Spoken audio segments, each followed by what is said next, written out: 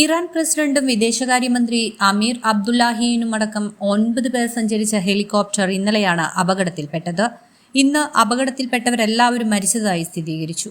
അപകട വാർത്ത പുറത്തു വന്നതിന് പിന്നാലെ ലോകരാജ്യങ്ങളുടെ ശ്രദ്ധ ഇറാനിലേക്ക് തിരിഞ്ഞു. സൗഹൃദ രാജ്യമായ അസർബൈജാനിലെ 3 ദിവസത്തെ സന്ദർശനത്തിനു ശേഷം മടങ്ങിയതാണ് ഇബ്രാഹിം റൈസിയും സംഘവും. അപ്രതീക്ഷിതമായ ഹെലികോപ്റ്റർ അപകടത്തിൽ ഞെട്ടിയത് ഇറാനാണ്. തുർക്കിയുടെയും റഷ്യയുടെയും സഹായത്തോടെ രക്ഷാപ്രവർത്തനം ഊർജിതമാക്കിയ ഇറാൻ 12 മണിക്കൂറിന് ശേഷം ഇന്ന് രാവിലെയോടെ അപകടത്തിൽപ്പെട്ട ഹെലികോപ്റ്ററിന്റെ ഭാഗങ്ങൾ കണ്ടെത്തി. അപകടത്തിൽ നിന്നും ആരും രക്ഷപ്പെട്ടിട്ടില്ലെന്നാണ് പുറത്തുവരുന്ന വിവരം. കടുത്ത തീവ്രപക്ഷക്കാരനായ നേതാവാണ് ഇറാൻ പ്രസിഡന്റായ ഇബ്രാഹിം റൈസി. ജുഡീഷ്യറിയുടെ തലവനായിരിക്കെ 2021 ഇറാൻ പ്രസിഡന്റായ റൈസി ഇറാൻ പരമോന്നത നേതാവ് ആയത്തുള്ള അലി ഖമനിയുടെ വത്സല ശിഷ്യനും അദ്ദേഹത്തിന്റെ പിൻഗാമിയുമാണ്. എല്ലാ തലങ്ങളിലും ഇറാന്റെ ശക്തനായ നേതാക്കളിൽ ഒരാളായിരുന്നു റൈസി.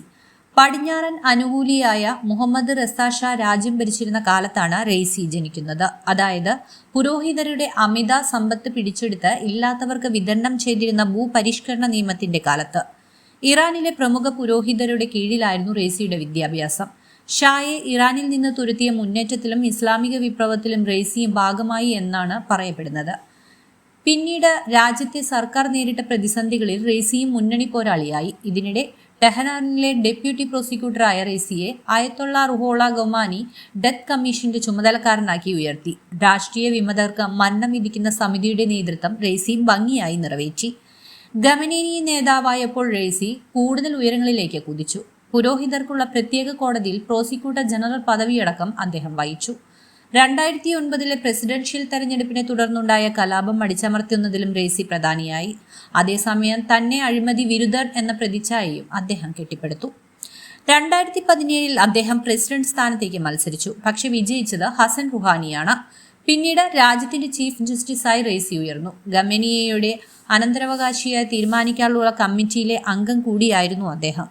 ഇറാൻ പടിഞ്ഞാറുമായി ഒപ്പിട്ട ആണവധാരണയെ ശക്തമായി എതിർത്തയാളാണ് റൈസി. പിന്നീട് ആണവധാരണയിൽ നിന്നും അമേരിക്ക പിന്മാറുകയും ഉപരോധങ്ങൾ പുനഃസ്ഥാപിക്കുകയും ചെയ്തതോടെ റൈസിയുടെ പ്രതിച്ഛായ മാറ്റപ്പെട്ടു.